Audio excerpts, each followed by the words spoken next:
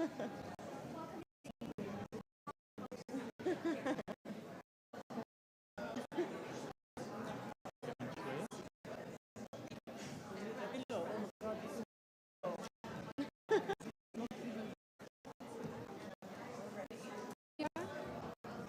I speak, I just press once. Sit down. Okay. Good morning, everybody. I am your moderator for this morning. Before we officially start, a little business. In front of you, you will see, this is really for our speakers, there's a little sign that looks like somebody shouting. That is button press so that you are able to speak. If you're in the audience, please don't do it. It's not here. It works beautifully. And this here is something that we all need to use if you're not multilingual. This is a little device that we can hear things in either French or English or Spanish or Arabic. And now we can get started. In the 90 minutes we're going to be in the echo chamber, 8 women or girls would have been killed by a loved one, family member, an intimate partner. That is why we're all here. To mark the International Day for the Elimination of Violence Against Women, we are going to kickstart the 16 days of activism against gender-based violence in this echo chamber right now. The theme for 2022 is so bold. All caps. You know when it's all caps, you know we're yelling at each other in a good way. Unite. In all caps. Exclamation mark. Activism to end violence against women and girls. That is our theme. Continue that theme as you hear the speakers, as you participate in this. Thank you so much for being here. We are going to start with some speakers who will talk about why Commemoration is so important, why we have so much more work to do against gender-based violence. Part 2, we're looking at the hard, cold facts and data. At part 3, we'll be rousing. You'll be listening to feminist activists around the world. And then part 4 is all up, call to action. What action are we going to do? Plus, Sing for Hope, a choir who will bring us healing, hope, education, and so much more in for a treat. We are together with the video from UN Women against the pushback against gender equality. A few steps forward. There's a little back. What back? We push forward. Take a look at the video.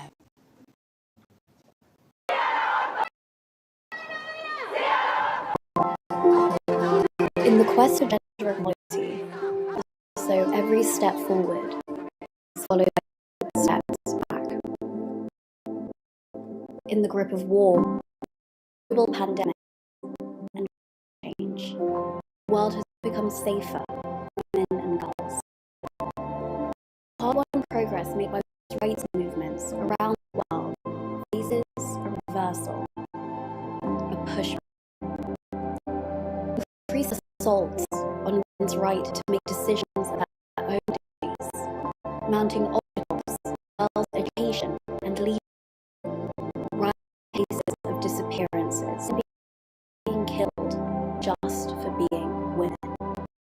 Violence against women and girls, online or offline, cannot and will not be condoned. Girls are meant to add momentum to the growing movement against violence, oppression, and repression. As a pushback, we push our votes to elevate women at every level into position of power by enshrining the right to freedom of choice and action, by protecting the power of communities and advocating for survivors' rights, taking action to end violence against women and girls. Forward.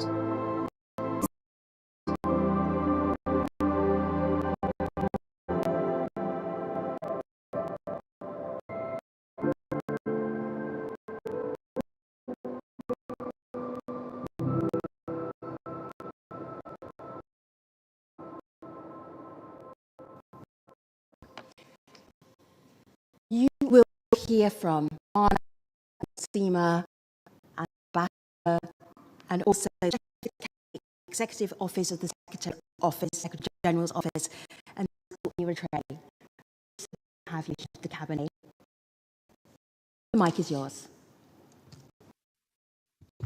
These distinguished guests, dear friends, let me just at the outset put down a note that I'll only be able to stay throughout the course of segment 1.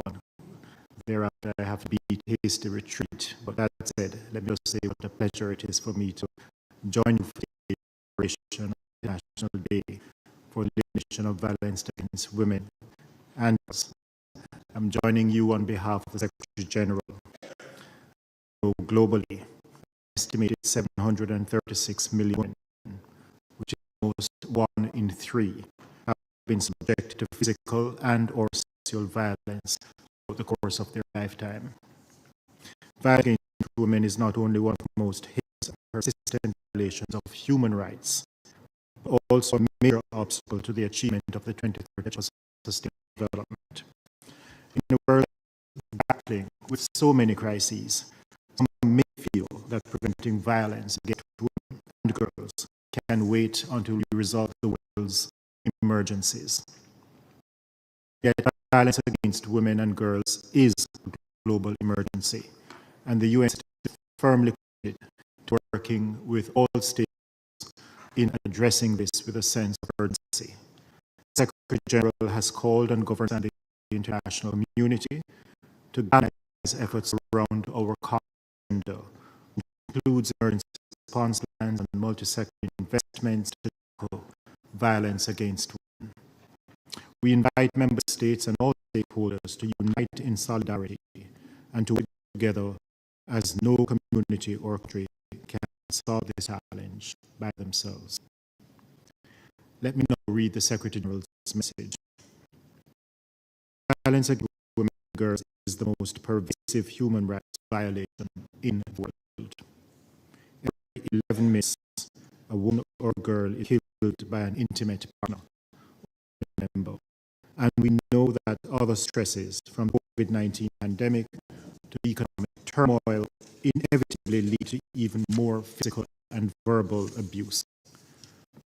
Girls also face rampant online violence, from misogynistic hate speech, sexual harassment, image abuse, and grooming by predators.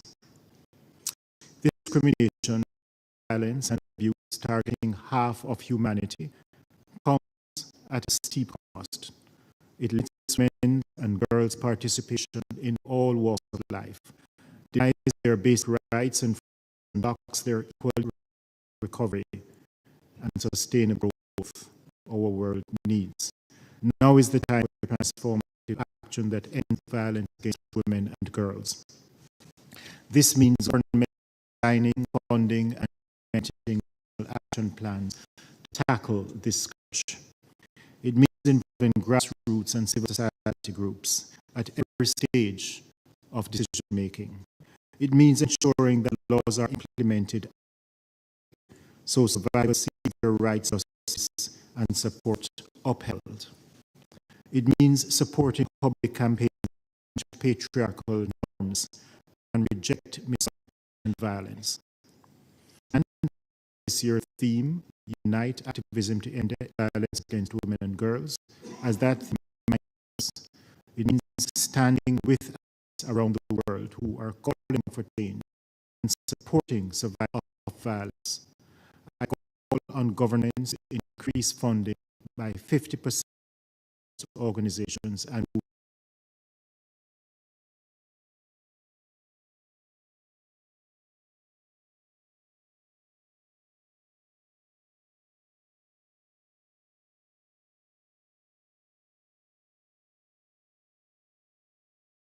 Excellencies, dear friends, I am really pleased to welcome you all to commemorate the International Day of the Elimination of Violence Against Women and Girls.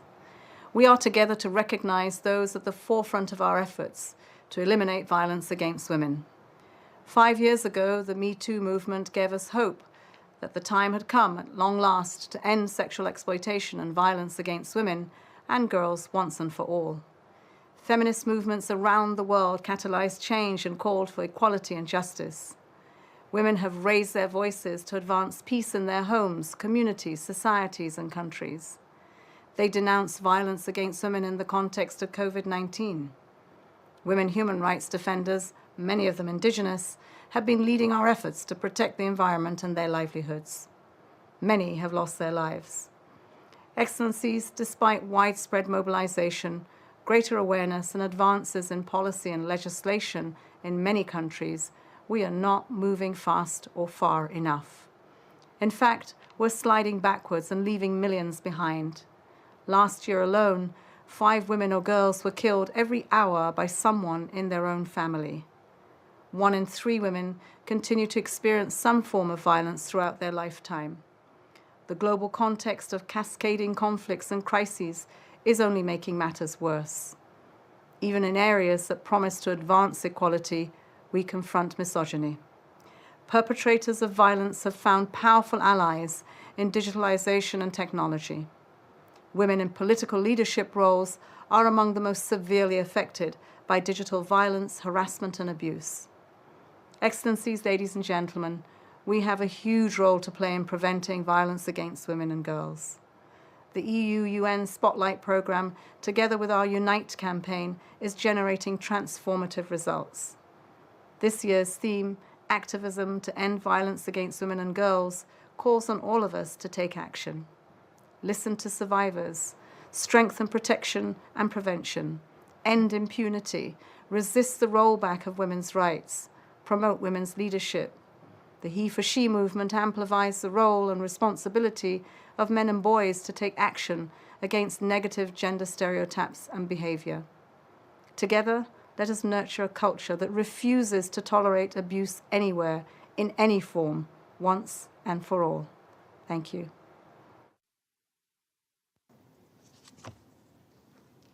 Good morning, Executive Director of the United Nations Women Morning. Agency. Good morning, nice to see you. Nice to see you. We are really looking forward to hearing what you have to tell us on this very special commemoration. Seema Bauhaus, the mic is yours. Thank you, Ms. Oki. Mr. Rattray, Chef de Cabinet, on behalf of the Secretary General, to Ms. Amina Mohammed in your absence, salutations. Ambassador Silvio Gonzato, Deputy Head of the Delegation of the EU to the United Nations, European Commission. Mana Shoshtari, thank you for using your voice here today as well. Excellencies, colleagues, partners, thank you for joining us to commemorate the International Day for the Elimination of Violence Against Women. We meet on this day to reiterate that violence against women and girls in all forms, whether in public or in private, is unacceptable and demands renewed energy and commitment to ending it. Our efforts have yielded progress, but that progress has been too slow. Today, we release a report together with our colleagues at UNODC. It shows that at least 45,000 women and girls worldwide were killed by intimate partners or family members in 2021 alone. As in other areas, that is exacerbated by the impacts of COVID-19, and it is certainly higher than that given underreporting. Colleagues, that means that one killing every 11 or 12 minutes is a conservative estimate. And this is only talking about intimate partner or family violence.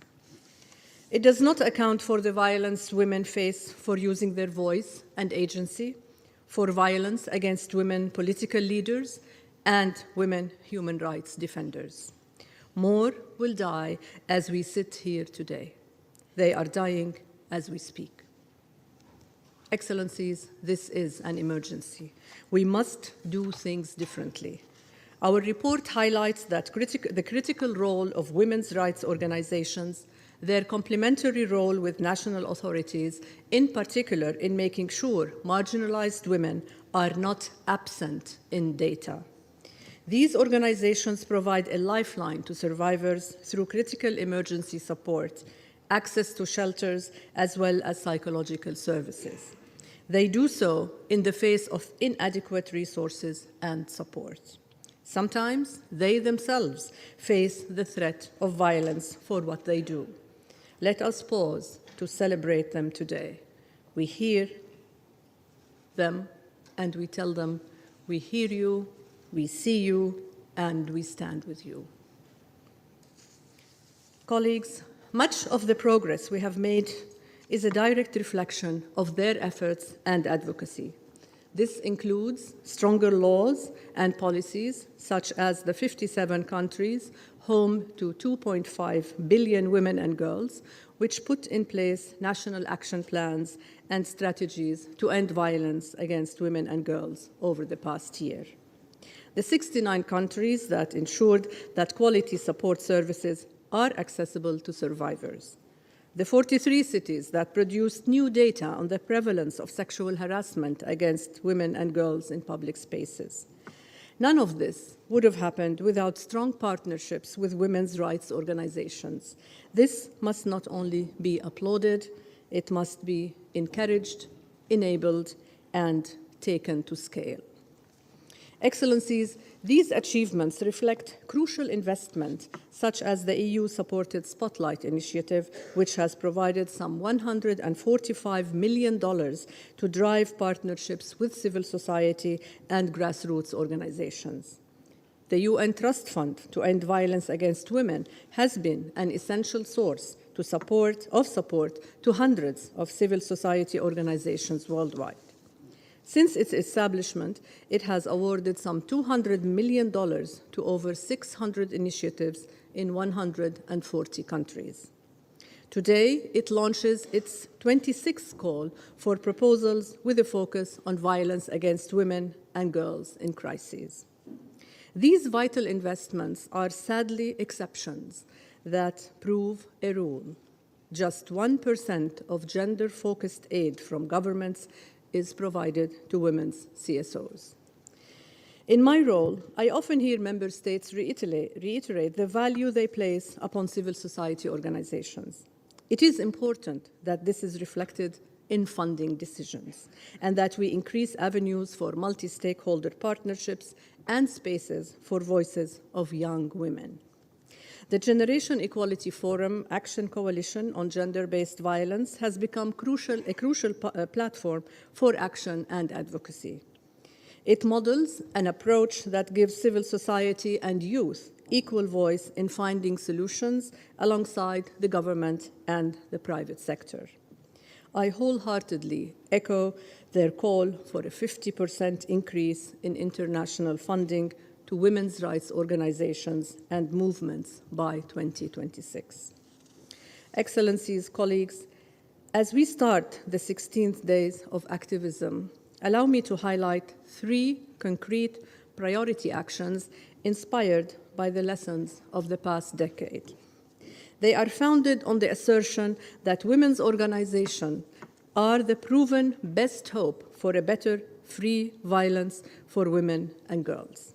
First, we must increase long-term funding and support to women's rights organizations.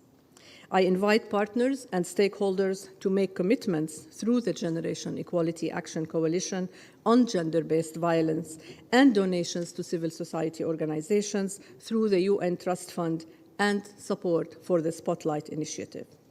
Second, we must promote the full and equal leadership and participation of women and girls in political and decision-making spaces. This means that we amplify the voices of feminist women's movements in all their diversity and mobilize more actors to join the global movement to end violence against women. And third, we must strengthen protection mechanisms to prevent and eliminate violence against women human rights defenders and women's rights activists.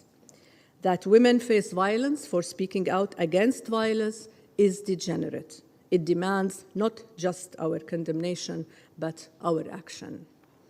Excellencies, colleagues, and partners, we know very well that we are navigating intersecting and existential crises. I will not rehearse them here again, as we know that the agency and voice of women and girls offers a universal response to them. Gender equality is not a solution, it is the solution. It is how we will emerge from crisis, how we will advance human development, and how we will achieve the Sustainable Development Goals and the 2030 Agenda. Yet, if we cannot create a world in which everyone is safe, then we spurn that solution. We waste our best chance of success and all but guarantee our failure. The urgency of uniting to end violence against women and girls has never been more pressing, and our collective responsibility to step up has never been greater. Against the pushback, let's push forward together. I thank you.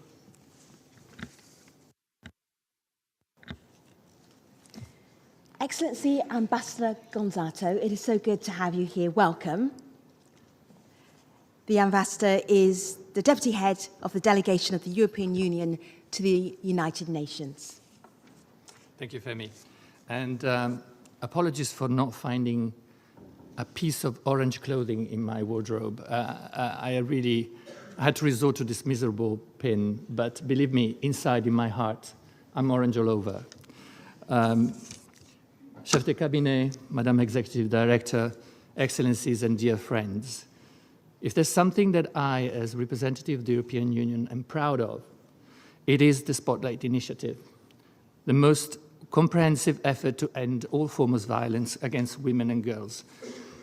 And not just because of the magnitude of the investment that we decided to make, and Madam Executive Director referred to it, but mostly for its transformative and its transformative character and its impact, and I'll come back to it. I'm also proud of this initiative because it bears witness to the strong partnership that exists between the EU and the United Nations on these issues. And I would like to thank the Deputy Secretary General and you, Madam Executive Director, for your strong commitment to this initiative. Dear friends, we see pushbacks against women's rights all over. We see them also here at the United Nations. So it's clear that we need to accelerate efforts to reach SDG target 5.2 to eliminate violence against all women and girls. And we believe that the best way to achieve this is for us to work together with a broad range of non-governmental organizations who are committed to preventing violence against women and supporting victims and survivors. And in our Spotlight initiative, we decided to follow a model that takes a rights-based, comprehensive and transformative approach and draws on evidence-based initiatives from across the world. It places survivors and women's rights organizations, particularly grassroots, at its heart in order to leave no one behind. And I'd like to provide some numbers to show the impact of the Spotlight initiative worldwide. In 2021, Spotlight helped develop or strengthen almost 200 laws in 41 countries and facilitated access to quality multi-sectoral services for over 630,000 women and girls. More than 1.6 million women have been reached since the start of the initiative, and we've also seen an 8-fold increase in national budgets to address violence against women and girls. Projections show that the Spotlight initiatives might end up preventing violence for at least 21 million women and girls in its initial 5 years. So I think we can all be proud of this. And it's also for this reason that the EU is a leader in the Generation Equality Forum Action Coalition on gender-based violence, including to promote the Spotlight model and scale up comprehensive approaches to ending violence against women and girls. And today, I'd like to join the voices of the Chef de Cabinet, the Deputy Secretary General, the Executive Director, and the Action Coalition on Gender-Based Violence, and everyone participating in this important event, and invite the world to act now and to show their support and solidarity with women's rights movements and activists throughout the world. Thank you. Thank you, Ambassador. Today is not just about talking about activism, it's activists talking about their work as well. Mana Shastari is an Iranian activist. We're so looking forward to hearing from you. Mana. Thank you, Femi. 2 months ago, a 22-year-old Kurdish Iranian woman named Gina Mahsa Amini was murdered by the Islamic Republic of Iran's morality police for allegedly allowing a few strands of hair to escape from her compulsory hijab. Gina's death is a sordid example of the oppression the people of Iran have faced for the past 43 years. Under this theocracy, the people of Iran are living under gender apartheid. Women are forced to wear compulsory hijab, no matter their religion or personal beliefs. In court, a woman's word is worth half of a man's. And even before execution, women have been raped by guards under the claim that killing a virgin would be a sin. After 4 decades of living under the brutal conditions of gender apartheid, the people are saying no more. But this struggle towards liberty has not been without severe cost, nor is it new. In 1979, thousands of women took to the streets of Tehran to protest the rumor of compulsory hijab and the regression of women's rights. Now, 43 years later, the world is watching a new revolution, led by women and girls.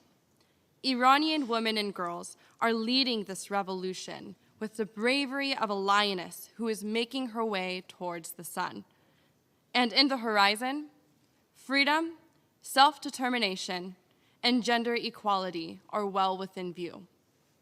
But the Islamic Republic has responded to this revolution for liberty with severe backlash and human rights abuses. At least 419 people have died at the hands of the Islamic Republic, and 60 of the deceased are children. Over 16,000 people have been arrested and potentially face execution. And yet, the people of Iran still rise in their revolution for freedom. In the face of internet shutdowns, the people of Iran still rise. In the face of mass arrests and university raids, the people of Iran still rise.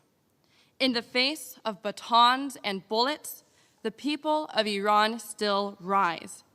In the face of being raped while in detention, the people of Iran still rise.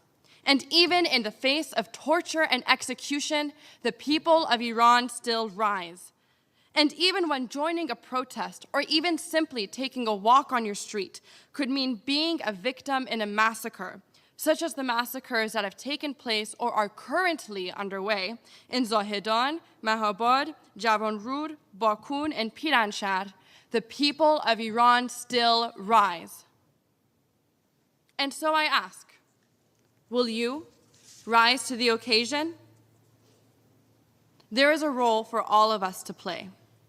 Please support the Iranian people as they fight in this revolution for their basic human rights in whatever capacity you, your organization, or your government have.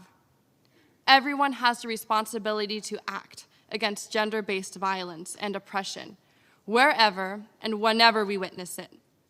Though this looks different in every corner of the world, let's all take note and honor the resilience of the Iranian people by taking action. In the name of the God of the Rainbow, let's all work together towards achieving woman, life, freedom. Zan, Zendegi, Azadi.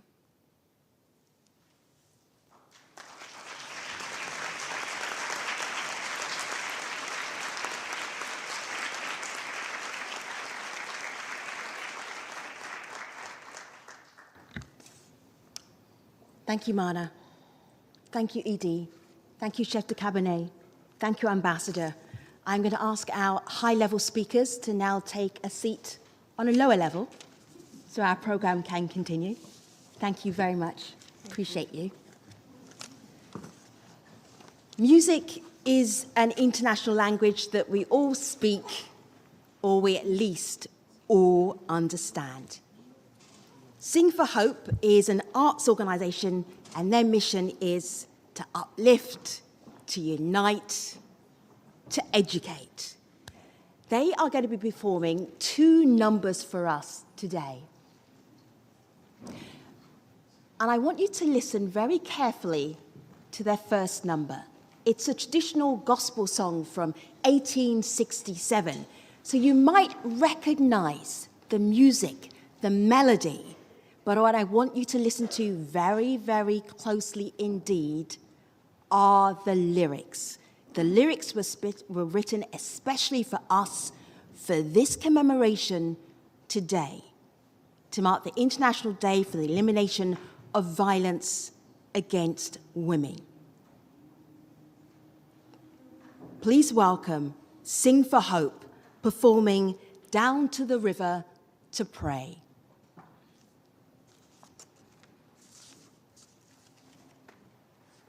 As I walk down through the path in the wood, studying the journeys of my sisterhood, the 2 steps forth, then 2 steps back, her voice misunderstood.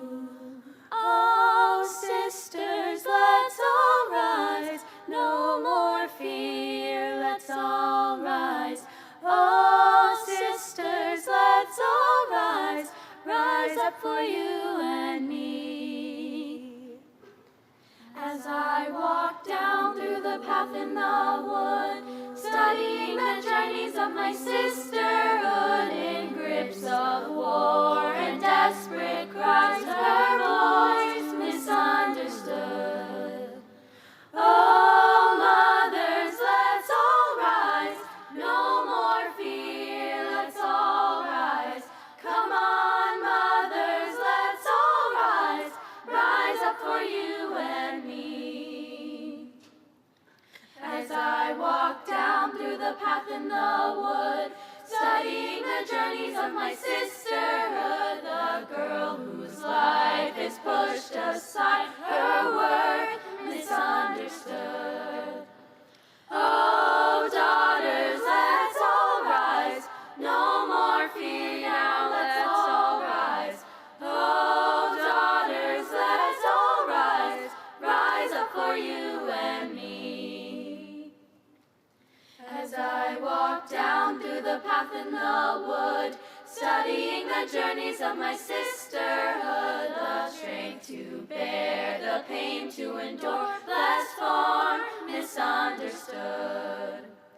Oh, grandmothers, let's all rise, no more fear now, let's all rise. Come on, grandmothers, let's all rise, rise up for you and me.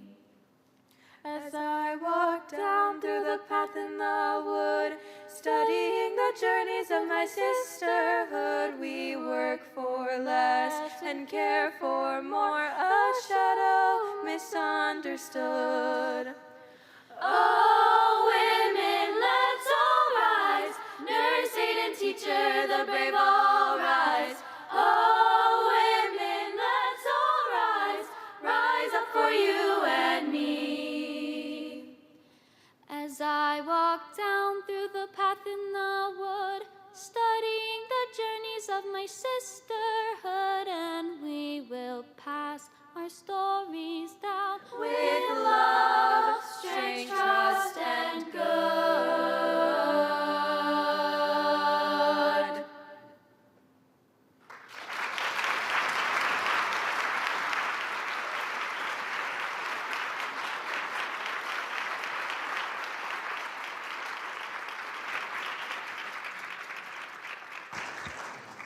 Thank you, Sing for Hope. I'm going to invite the next speakers for the middle part of our program to join me here on the dais. And you can do that anytime now. Please go ahead. Thank you.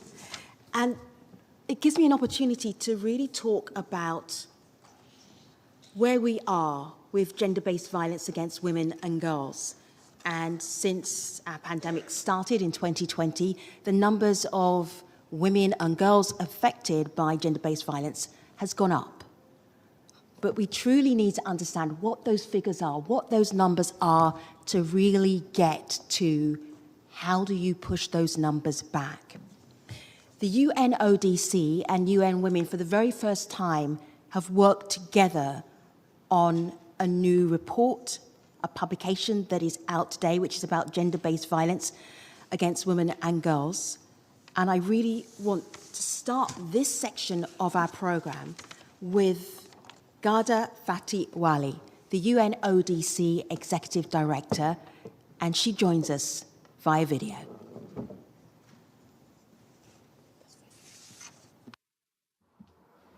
Excellencies, dear colleagues, it's an honor to join my voice with yours to mark the International Day and launch the 16 days of activism against gender-based violence. Violence against women and girls can have deadly consequences. Last year, on average, more than 5 women and girls were killed every hour by someone in their own family. And yet, this horrific crime continues to be underreported and underrecorded in too many parts of the world. To stop the killing, we need to count every victim. I am proud that UNODC and UN Women have joined forces to launch the 2022 report on gender-related killings of women and girls. Our efforts to raise awareness and galvanize international action build on the statistical framework which UNODC and UN Women developed together and presented last year to strengthen criminal justice responses to femicide. In this work, we support and we are supported by women's rights organizations who have made an essential contribution to the fight against femicide and other forms of violence against women and girls. Today, let us remember the victims of femicide by taking determined steps to end this crime, to build a world where no woman or girl has to fear for her life because of who she is. Thank you. Because of women's rights activists, we have a special rapporteur on violence against women. They demanded that this position be made. Reem Al-Salam, thank you so much for joining us, a special rapporteur on the violence against women and girls. What do you want to tell us today? Thank you, Femi, and good morning, Excellencies, ladies and gentlemen. So the commemoration that brings us together here obviously speaks to me both as a special rapporteur on violence against women, but also as a woman. I've actually always said that I will know that violence against women is being adequately addressed the day when there will be no more need for my mandate in the future. Sadly, that is not happening anytime soon, as we continue to see epidemic levels of violence. Some have called the phenomena of violence against women a shadow pandemic. This pandemic is only in the shadow, however, because we have put it there. Its place belongs in the light, because it is in broad daylight where violence against women and girls happens day in, day out, for millions around the world. And as many of you in this room will know, being a woman has not become any easier. On the contrary, women continue to experience or be subjected to violence, often because they are women or girls, but also because of the many other overlapping parts of their identities, including what they do, how they think, what they say, what they believe, who they love, what they feel, and what they reject, and what they resist.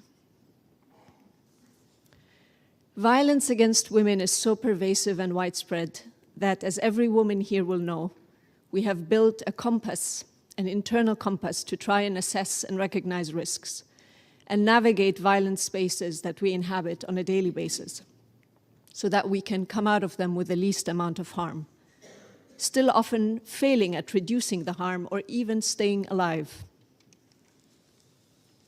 And as others have said, to complicate matters, the climate crisis, the current global food crisis, the COVID crisis, they have all exacerbated women's daily realities of violence, as they have affected women and girls differently and disproportionately. And then, of course, being a woman or a girl is complicated because of the global pushback against women's rights and gender equality. Which brings me actually to another point. The pushback is real. As women continue to resist this pushback, the forces of regression are becoming smarter, better organized, and more brutal. And one of the concerning mutations of this pushback is its relentless attack on women's bodily autonomy as women, their access to sexual and reproductive health rights, under the pretext that these do not conform with social, cultural, religious, or political systems in which we live. The aim, of course, of this pushback is clear: to prevent women in all their diversity from rising to their full potential, from owning their right to participate, from contributing equally to society, and also to make an example out of women and girls that dare to be too ambitious, to be too vocal, to be too assertive, too opinionated, too organized, too proud of their identity, and other attributes. Women also get punished for being members of communities they belong to, particularly in times of war and conflict, with the objective of beating women, their communities, into submission, destroying or breaking them. And another more recent manifestation of this pushback is the attempts in some corners to erase even the word woman from our lingo, from our discourse, from our societies, and from public spaces, and to question sex and gender-based rights of women. And for me, more worrisome is the fact that international and regional normative legal frameworks governing women and children's rights, like the CEDAW, like the CRC, are coming under attack. The task of defending these frameworks should be assumed fully by states. It should not be left to civil society organizations, to women human rights defenders and others to counter false narratives and misinformation about these important frameworks and to protect them. And while we have collectively made important strides in stepping up prevention, protection, and assistance efforts, as well as increasing meaningful participation of women in many countries, we still have to do better to walk the talk. This means providing more effective support and protection to women human rights defenders and defenders everywhere, which continues to be lacking. To be clear, women are not waiting to be given a seat or space at the table. They are rising, they are roaring, they are claiming what is rightfully theirs. They are leading in the thinking and action and in the search for solution. They know no society will strive if they are left behind. Most of the human rights women defenders, we will not know their names, we won't see them on TV. They are quietly and diligently working away to protect the rights of women and girls, to save lives and secure freedoms. We owe it to them and to all of us to empower them, protect and support them, but above all, to make sure they stay alive. So as I close, let me ask you this. What will it take for us to finally be able to say that on a day like the 25th of November, we do not need to raise any more awareness about the scale of the problem we have, because we are sufficiently aware and committed, and that instead we are coming together to celebrate how we are pushing forward? What will it take for us to be able to say, actually, violence against women and girls is sufficiently high on everyone's agenda, so we don't actually need anymore a dedicated rapporteur for this? Thank you.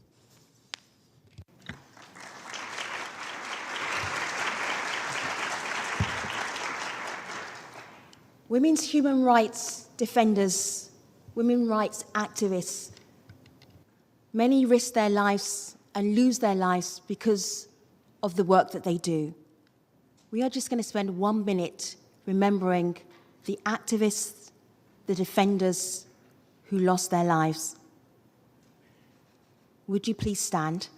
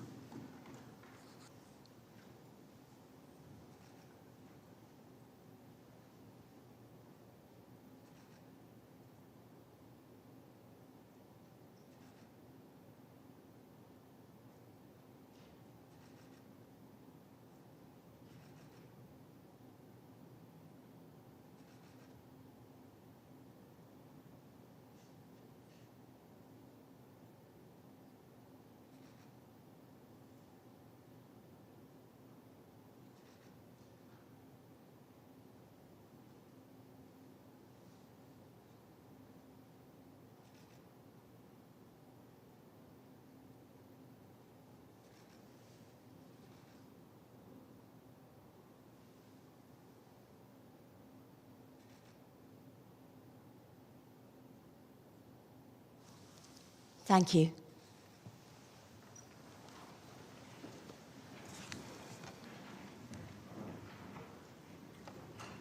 DNA, Keita, so good to have you here.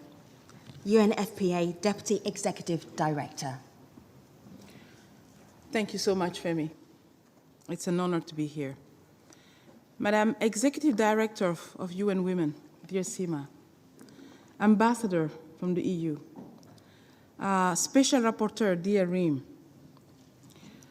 Excellencies, dear colleagues, partners and friends, dear young people, all protocol observed. Good morning and greetings on behalf of all of us at UNFPA, starting with our Executive Director, Dr. Natalia Kanem. I am pleased to be with you all to join in the commemoration of the International Day for the Elimination of Violence Against Women. On 15 November, the world marked the 8 billion moment to recognize that this planet is shared by 8 billion people, half of which are women.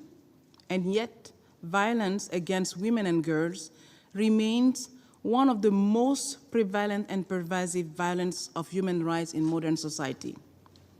Estimates shows that approximately 1 in 3 women worldwide have been subjected either to physical and/or sexual violence by their intimate partners or non-partners in their lifetime. As many as 1 in 4 women experience physical and/or sexual violence during pregnancies, and while roughly 5,000 honor killings are reported every year around the world. Experts estimate that the actual number are much higher. That's why UNFPA is proud to be working with member states, sister agencies, and partners in every region of the world to end gender-based violence, including harmful practices like female genital mutilation and child marriage, as one of our 3 transformative results in our organization's current strategic plan. There are so many pushbacks, yet ending gender-based violence, we know it is the right thing to do, but it is also the smart thing to do. We know that before COVID-19, the global cost of violence against women was estimated to approximately $1.5 trillion, and more recent analysis has indicated that the cost of ending gender-based violence will require $42 billion in 132 countries, priority countries, over the next decade. The challenges ahead of us are complex and multifaceted. The pandemic resulted in record level of violence against women following lockdown to control the virus. Other factors also threaten our collective progress to end violence against women and girls, including continued economic uncertainty and conflict in many parts of the world, like the war in Ukraine. It is vital that preventive measures to mitigate the risk of violence against women and girls and response efforts are strengthened despite the challenges that we face. Let me also point out that violence against women extends to the digital world, and online spaces have rapidly become the new frontier. Last year, UNFPA, we launched The Body Right, a campaign to address the widespread of global proliferation of technology-facilitated gender-based violence. The reports of online harassment are widespread. But no matter what form it may take, violence against women and girls is an issue that needs to be tackled through partnership and collaboration that build on the commitment and expertise of government, the technology sector, civil society organizations, and the United Nations family. Part of this includes the work we carry out with member states and through the Global Partnership for Action on Gender-Based Online Harassment and Abuse. As part of coordinated response to GBV, UNFPA continued to expand the provision of life-saving cash assistance as part of confidential, one-on-one GBV case management to survivors who face violence in humanitarian setting, working in collaboration with our partner at the country level. And as lead for GBV area of responsibility, we have strengthened the evidence base for multisectoral gender-based violence response around the world. Our aim is zero gender-based violence, including harmful practices. Our aim is to meaning accelerate, innovate, and motivate in order to end gender-based violence. And there is only one way to continue to work together stronger than ever.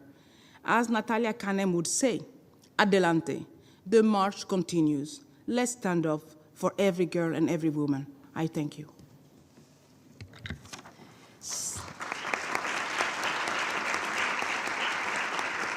So DNA and Reem, before you go, I'm going to make you work because I want you to see if you can spot how many hands we have up.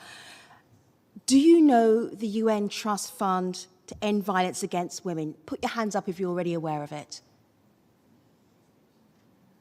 That's good, of course. I was about to be flabbergasted. All right. What would you say? Is that 50%, 70%, 90%? Where are we? I think 70. I would say 70. 70%? 70, 75. All right. Talking to the 30% here. All right. Very good.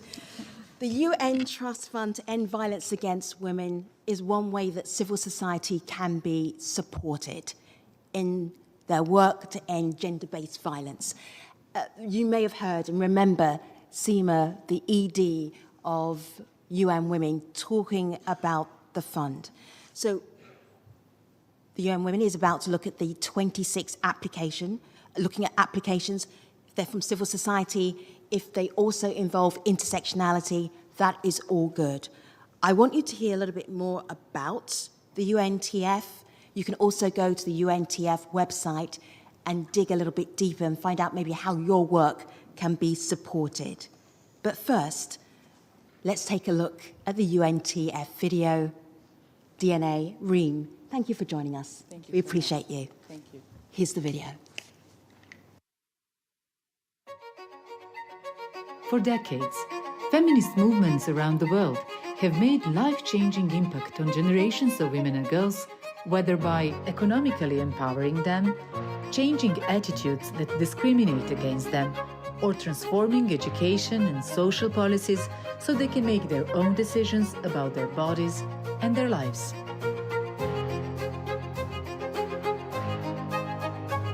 Civil society and women's rights organizations play a vital role in these powerful movements. Among other things, they have been fighting tirelessly so that women and girls can look forward to a future without violence. They have come a long way, but their goal is yet to be reached.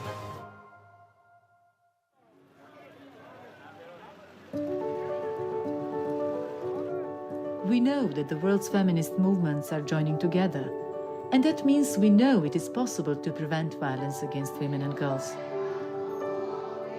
To achieve that goal, we must trust these movements. We must trust them when they say change is needed. We must trust them when they say there is a growing backlash against women's rights. We must trust them when they say feminist movements are being starved of resources. We must trust their advice on diversity and inclusion so that no one is left behind. And if we trust them, we must pledge to amplify their voices and empower their efforts. Women and girls are counting on us. So we count on you to trust global feminist movements, because our voices are louder when we work together. For these 16 days of activism, join us. Join the feminist movements. Be part of the change. Be an activist to end violence against women and girls. This is what a feminist looks like. And this is what a feminist looks like.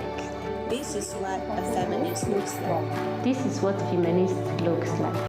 This is what a feminist looks like. This is what a feminist looks like. Así se ve una feminista. This is what a feminist looks like. This is what feminists look like. This is what a feminist looks like. Así se ve una feminista. This is what a feminist looks like. This is what a feminist looks like. This is what feminist movements look like. This is what a feminist movement looks like. looks like. Así se ven los movimientos feministas. This is what feminist movements look like. This is what feminist movements look like.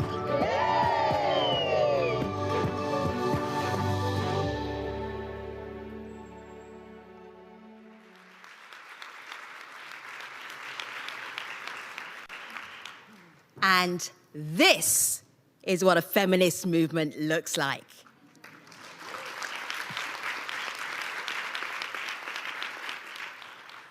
I am going to get our activists who are going to be talking with each other to introduce themselves. One line, not a TED Talk, because I know you could go there. Janet, welcome. Thank you. My name is Janet Mbogwa. I'm a media personality, author, and founder of UNODC Foundation, based in Nairobi, Kenya. Proud to be an activist today in a room full of people who are passionate and honor the work of feminist movements. Proud to be with my sisters on this panel as well, and excited and energized about the fact that the time is now. There's no going back. Progress comes with persecution, and so let's act anyway. Thank you. Ingrid. Okay, okay. I'm Ingrid Beck. I'm a journalist. I'm co-founder of Ni Una Menos movement. I'm from Argentina y estoy muy contenta. I'm really very pleased and very honored to be here today and very pleased to be sharing this space with other activists and feminists. Welcome everyone. I'm Leila Mnekbi, a digital safety advocate from Tunisia and a national coordinator of Salamet program against cyber violence and for digital safety for women. Sunita.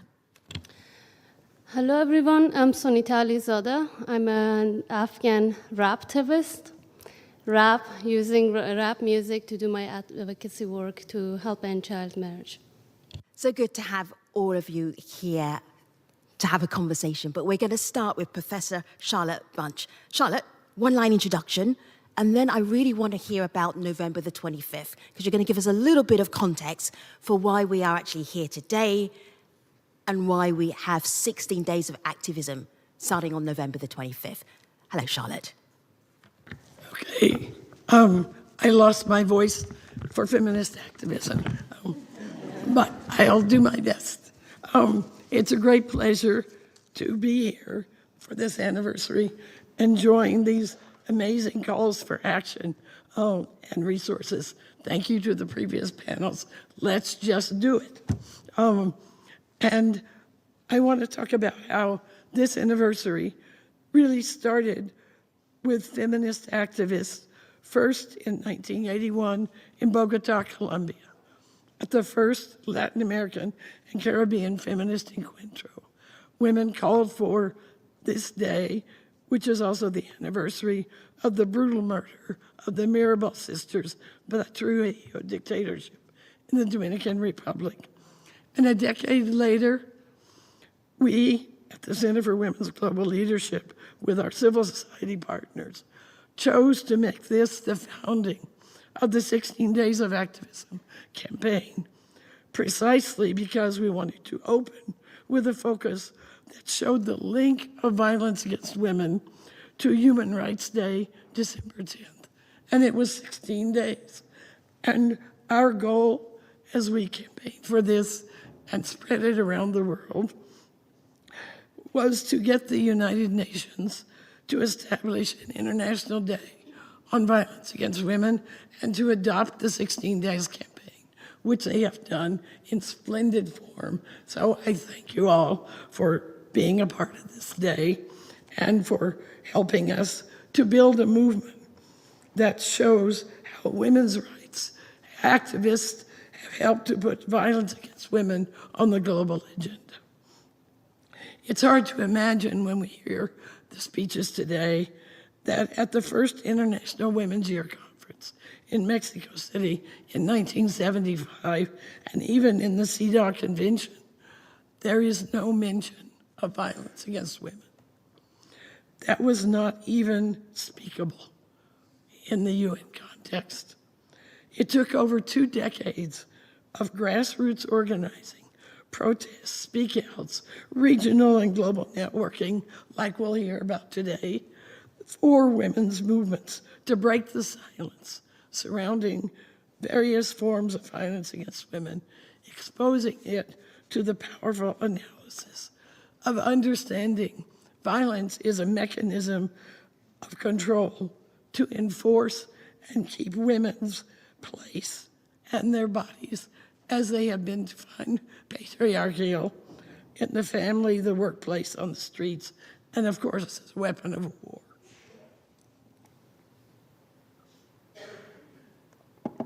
Some of the key advances of recognizing violence as a human rights issue on the globe came in the 1990s, as these movements had more and more contact with women in governments and in the UN system, who were also looking toward how to bring greater attention to this problem.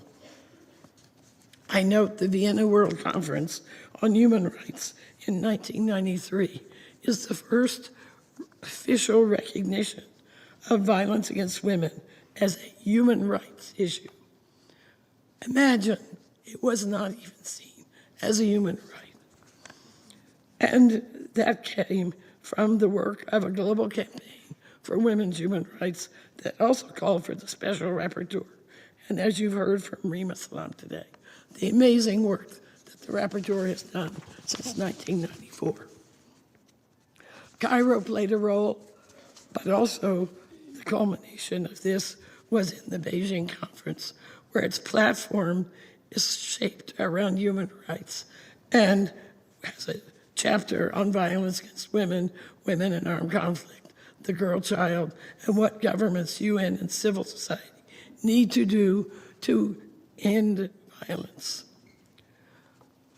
Shall I go to some of the achievements? I'm going to ask you to do it very briefly because I really want to also speak to the activists and we have a whole conversation. So I will ask you, Professor, to judge how much you can say in 30 seconds. You've seen the progress. It's in the data, the money, the visibility described by the panel. The challenges have also been noted. Resources are still too sparse, so let's get that 50% upgrade. And of course, the intersectionality of violence with other factors of culture, race, age, etc., makes it daunting because it requires addressing not just violence as a silo, but violence as a part of all the issues. The SDGs recognize this for the first time in a full way. So let me just say about the backlash or the pushback. Backlash comes when you succeed. Backlash comes when you are making change, when you are having an impact. So we must go forward and push back, but we must also recognize that the backlash is there because of the ways in which women's rights movements and now governments and the UN have fought to change the conditions that have created the epidemic, no longer silent, against violence against women. And so this panel brings you a sampling of those strategies and that vibrance. And I welcome all of this panel. This started many years ago, but the job is being reignited every day all over the world. Thank you very much. And I look to the women here to help us think about the strategies for the next decade. Thank you.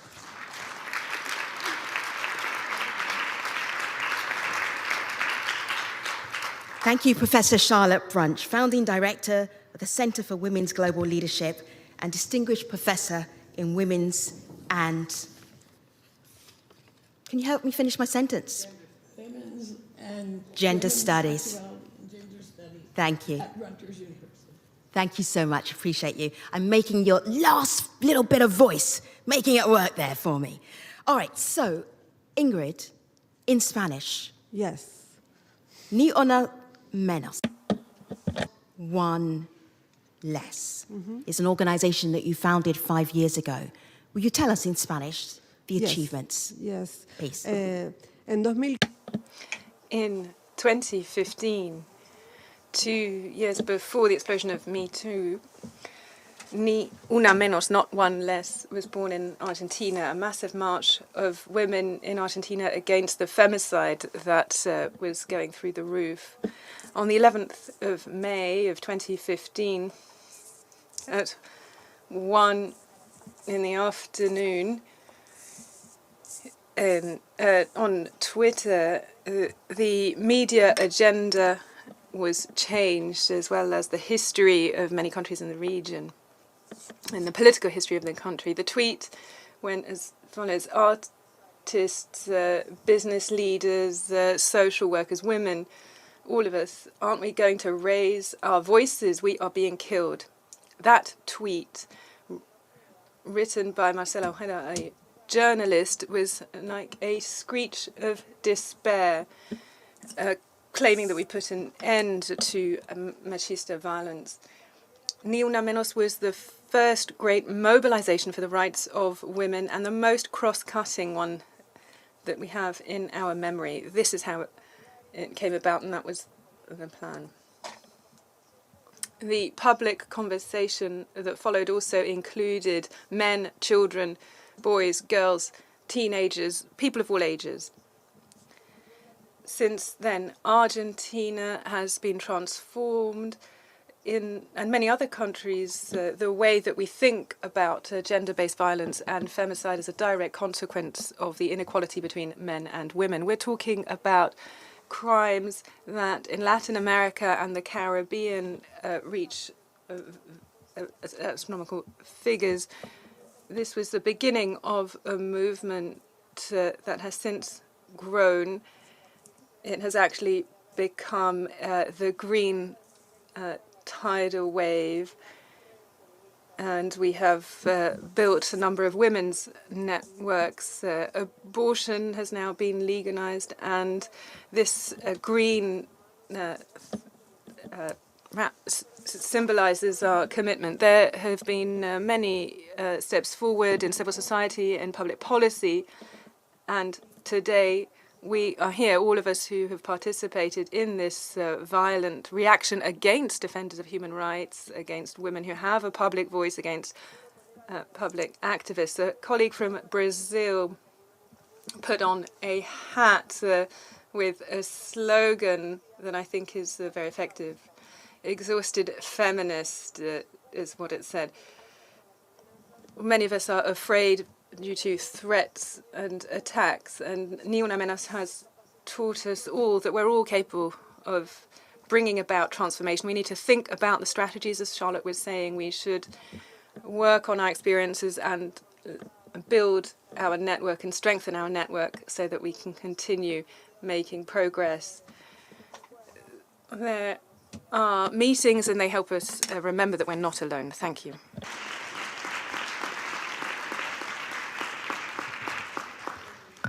Layla, as a digital activist, online, so many opportunities, but also for women and girls, so many risks. Talk to us about that. And now I'm going to get everybody who's listening in on the dais to share that conversation with Layla as well. But Layla, you get us started. Yeah. Thank you, Fima.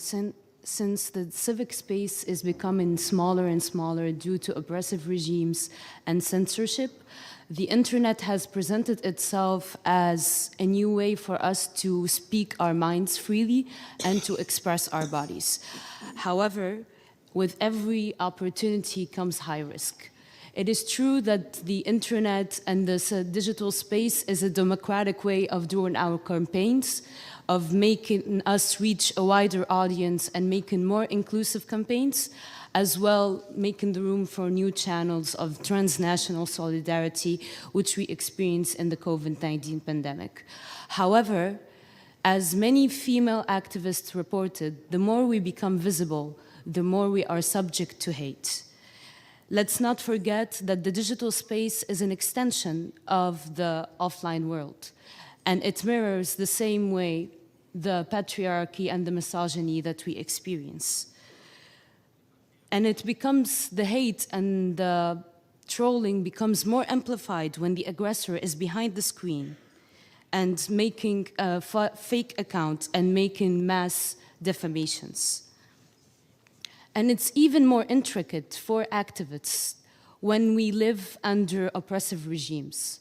How could we reach governmental units when themselves could be perpetrators of violence? For example, many journalists their devices have been compromised by the Israeli virus Pegasus, which leads to a total state of insecurity. In Tunisia, judges lost their job due to a defamation campaign, and their public information was announced online. Here, I must say that the forms of violence and the risks on the digital space are numerous: defamation, revenge porn, blackmailing, etc. And the cause and the objective is one, which is perpetuating violence. However, to end this and to fight for this, we must hold everyone accountable. First, governments, to make clear laws of cybercrime that are gender sensitive, and to make sure that everyone is held accountable, whichever their political or social status. Second, social media and big corporations, to make community standards that respect the work of women and activists, that respect our data and be clear to who they are sold to. And at the end, it is also our responsibility as women in the digital space to learn how to protect ourselves. As a digital safety trainer, from experience, I know when we know how to use technology, we gain more confidence, and we enter the space with more firm stance. It is also because, sadly, the reports include that activists react to this form of violence by going out of the space of the digital space, which could be a problem because we are reproducing another misogynist space. We are leaving the space for hate and misogyny. So let's push forward the same way we claimed other public spaces. Let's claim this space as well. So,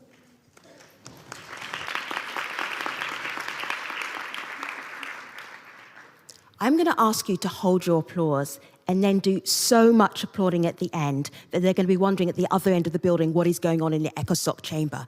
Because if you think of real conversations, I would love this. Every time I said something, somebody applauded. That would be amazing. But I'm going to keep the conversation flowing. So hold the applause just for a moment so we can keep going. Sunita, you were nodding your head as Layla was speaking. Articulate that nod for us. What was going through your mind? I was mostly thinking about Afghan activists, Afghan women activists in Afghanistan using social media, the only platform left for them to raise their voices. And I've seen many of my friends closing their Instagram accounts, Facebook accounts, because of many threatening messages that they would receive. But since it's my turn to speak, I would love to start my part by highlighting the work of everyday women who are nameless. The women who go on the streets of Kabul, Herat, Mazar, many more provinces in Afghanistan to risk their lives for something that they had before, a little freedom. And today, even though Afghanistan remains the #1 worst country for women to live in, we still see that women in Afghanistan, they do not give up. They fight like always, like before, like 20 years ago, using technology, using art, using science, and that is because they have tasted freedom.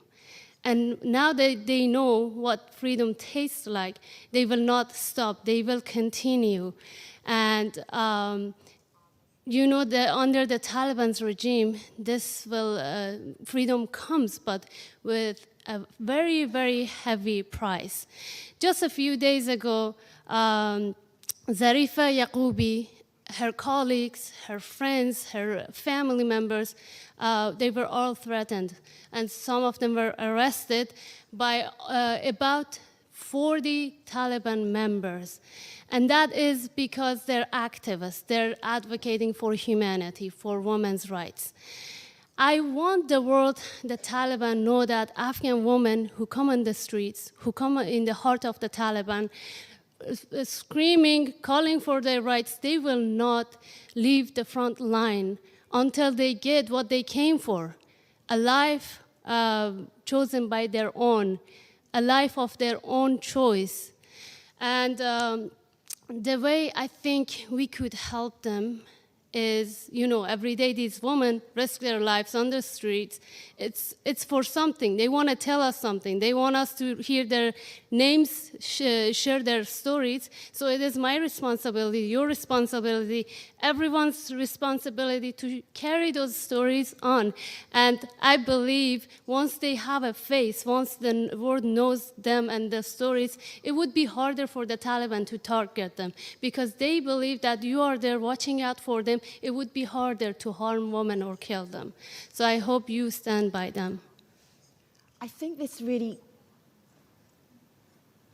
beautifully fits into, Janet, what you do, which is using media, using storytelling. Sonita, you remember those stories.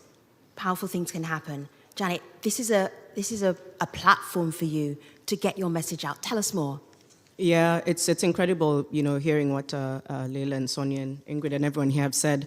2013, I was a broadcaster, and there was a story of two girls who were using unsanitary products because they didn't have access to menstrual pads. And this is goat hide and chicken feathers and soil, an interior area of Marigat in Baringo County in Kenya. Those two girls' stories shifted the conversation in our country. It kind of birthed a policy framework that was launched years later. It forced parliamentarians to increase budgetary allocation. At the time, there was about 2.7 million girls who were not in class because of menstrual inequity. The number is still not great. It's about 1 million right now. But at the end of the day, this is what storytelling does. And if I'm to just go off what Sunita's saying, stories force you to do something. Stories force you to think about what the issue is and almost urgently address it. And so we must continue to prioritize and give a platform for storytelling. We must continue to harness it as a tool for progressing conversations, for creating change. It shouldn't be kind of limited to something that's fun to include in a session or in a series. It actually has to be integrated very, very intentionally in every programmatic way, because we've seen what it can do. It also birthed the activist in me. I think my privilege had not allowed me to see that for one girl, not having access to menstrual products meant she was going to fall pregnant, she was going to be assaulted, she was going to be infected with HIV/AIDS, she was going to be murdered because of the violence that came from the intersectionality of what menstrual injustice does. So Inua Dada, which translates to uplift a sister in Swahili, was just that.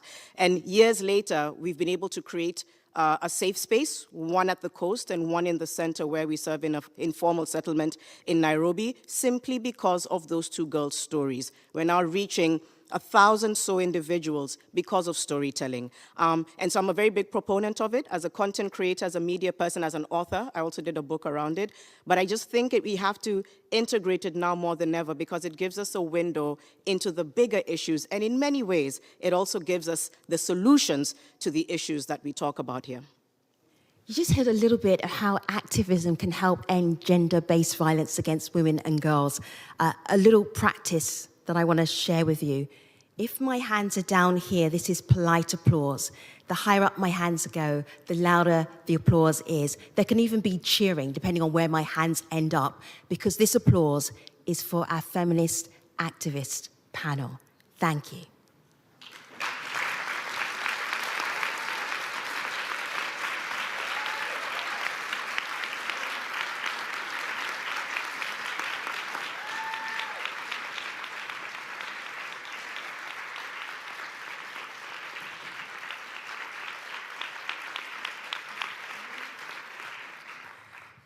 Feminist activists, please stay seated for the moment. Papua New Guinea has one of the highest rates of gender-based violence against women and girls. Bronwyn Kili is going to join us next, centre stage. She's a young ambassador for the UNFPA, and Bronwyn probably wins the award for the person who's come the furthest to speak to you, because Bronwyn has travelled from her home all the way to New York to be part of our commemoration for eliminating violence against women and girls. And she is going to lead our call to action. Bronwyn Kili, welcome.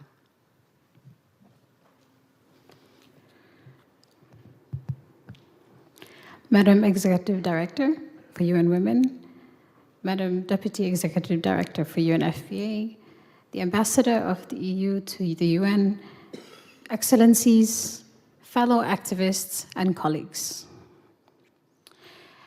When I turned 20 years old, I reflected on 5 years as an activist and advocate against GBV in my country. And I was slightly frustrated at the lack of progress and continuous challenges that we faced. And when I get frustrated and depressed, I write. So I wrote a poem or a spoken word and called it The Silence. And it went something like this. The silence screams with pain because an issue is ignored. Its ignorance is catastrophic, a silence of pain that yearns for comfort. When we lack courage for solution, in silence it remains, a silence that is deadly, a silence that thrives on our reaction and inaction, a silence that fails us. When I first encountered abuse, I did not understand what it was. If abuse was a person, I'd say I didn't know its name. I didn't know what it looked like, nor did I understand the scars that abuse would leave on me for the rest of my life. I knew I despised it. I just didn't know what to call it. When I was 4 years old, I lay in silence as my innocence was taken away. I was powerless. As I began to understand what it was, I'd still never really acknowledge it, nor would I acknowledge the people who introduced me to abuse. When I was 15 years old and I became an activist, a journalist once asked me, "Why do you do what you do? Why are you an advocate? Why are you an activist?" I would respond confidently and a little naive. I just want to create change, and I want to do good things in the world. And this is the only way that I would respond for a while. But when I began to heal and acknowledge my truth, I finally began to acknowledge the true reason I became an activist. I became an activist because it is the only way I could survive the truth that broke me. I became an activist because history should not repeat itself on my daughters. I became an activist because my mother deserved better. It is the encounter with this ugly truth and reality that makes one an activist. Activists around the world share this in common. We become activists because we are confronted by this reality. We become activists because it is a necessity. We become activists because we have no choice. And we will remain activists for as long as violence against women plagues us, even in the face of resistance. It is not just the silence on media and in the public that allows violence to thrive. What is most dangerous is silence that exists in homes and communities when we don't take action. Silence that is reinforced when no one is held accountable. And silence when organizations and institutions also don't take action. It is when activists around the world are silenced with threats or killed because they dared to speak the truth. In the face of resistance, we must remain bold and courageous. So I call to you to support women's rights and grassroots organizations who are fighting against this pandemic. Resource them. Fund efforts to end violence against women. Promote our leadership. Support the implementation of laws and mechanisms to hold people accountable. Stand together with us. Be bold, be fearless, be courageous, because that is what we need to resist the pushback on women's rights and activism. Thank you.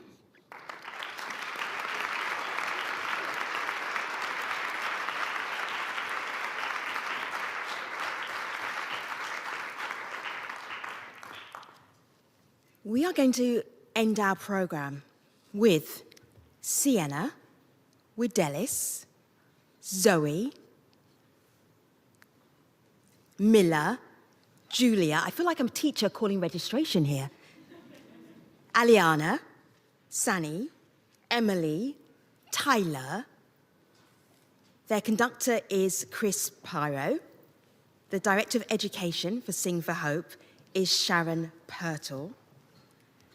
So we are going to end with a final piece of music from Sing for Hope. The storm is passing over.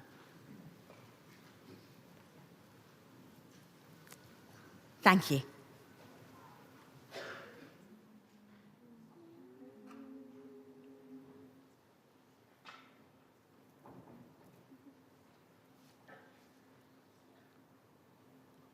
Have courage, my soul, and let us journey on.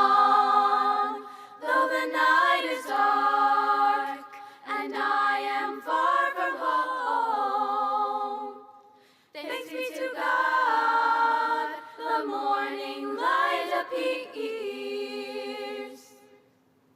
The storm is passing over. The storm is passing over. The storm is passing over, hallelujah. The storm is passing over. The storm is passing over. The storm is passing over, hallelujah. Hallelujah, hallelujah, hallelujah. The storm is passing over. The storm is passing over. The storm is passing over. Hallelujah.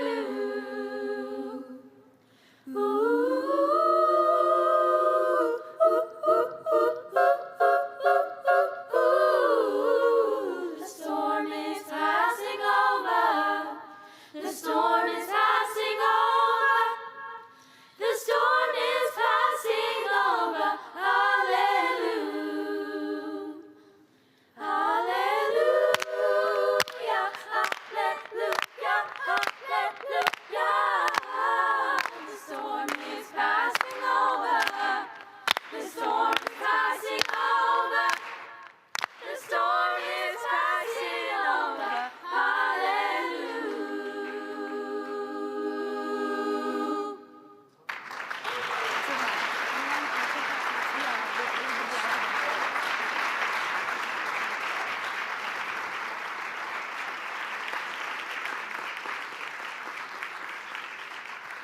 Thank you. Thank you so much. We are almost ready to start 16 days of activism to eliminate violence against women and girls, almost, but not quite. We have to stand up, and when I say, what does a feminist movement looks like, you have to tell me what it looks like, right? Okay, we can start now. Everybody stand up. What does a feminist movement look like? This is what a feminist movement looks like. Are you sure? What does a feminist movement look like? This is what a feminist movement looks like. I am more convinced. One last time. What does a feminist movement look like? This is what a feminist feels good inside. Thank you.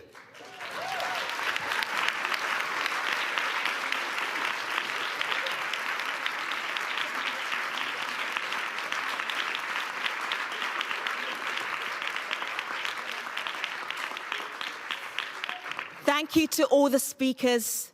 Thank you to our beautiful singers. Thank you for being here, your passion, your commitment, your boldness. This event is now closed. Thank you.